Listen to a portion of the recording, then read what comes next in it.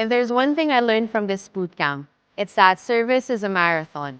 It's something that extends far beyond you and is in fact never about you and always about that which is greater than.